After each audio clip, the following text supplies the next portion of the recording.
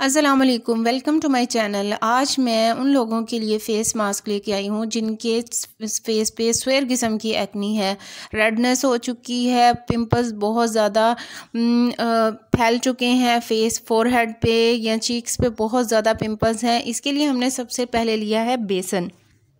बेसन आपकी स्किन पर ऑयल को कंट्रोल करता है, जो बड़ी वजह है पिंपल्स की। आपकी स्किन टोन को भी लाइटर करता है। मुल्तानी मिट्टी आपकी स्किन को एक्सफोलिएट करती है, स्किन पे जो गंदगी है उसे साफ़ करती है और एक्ने को भी कंट्रोल करती है।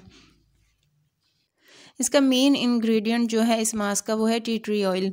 टी ट्री ऑयल आपकी स्किन ये एक्ने स्कार के लिए बेस्ट है, सबसे बेस्ट है ये। आपकी स्किन पे अगर रेडनेस हो गई है उसको कम करता है। हर तरह की स्किन प्रॉब्लम के लिए ये बेस्ट ऑयल है। एंटी बैक्टीरियल है और स्किन पे जो बैक्टीरियाज होते हैं उनके ख़िलाफ़ काम करता है, मतलब बैक्टीरियाज को रिमूव करता है आपकी स्किन से डर्ट को रिमूव करता है। और आपकी स्किन पे जब आप हार्श किस्म के क्लिनज़र यूज़ कर लेते हैं या मौसम की वजह से जो आपकी स्किन ड्राई हो जाती है, तो टी ट्री ऑयल आपकी स्किन की ड्राइनेस को भी कम करता है, हाइड्रेट करता है। इसके आपने सिर्फ 2 ड्रॉप्स लेने हैं और इसको आपने अच्छी तरह से मिक्स करना है।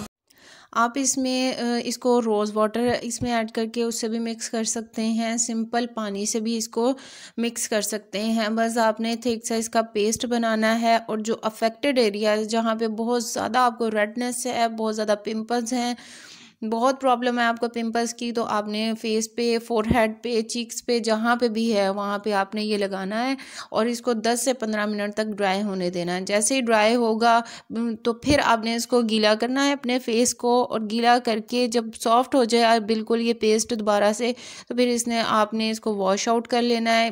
बिल्कुल भी रब नहीं करना, क्योंकि पिंपल्स की वजह से वैसे ही स्किन बहुत ज़्यादा सेंसिटिव हो चुकी होती है, तो बिल्कुल इससे रबिंग आपने नहीं करनी फेस पे। और 5 डेज़ आपने रोज़ रात को सोने से पहले कॉटन बड की मदद से जहाँ जहाँ पिंपल्स हैं टी ट्री ऑयल वहाँ वहाँ आपने लगाना है।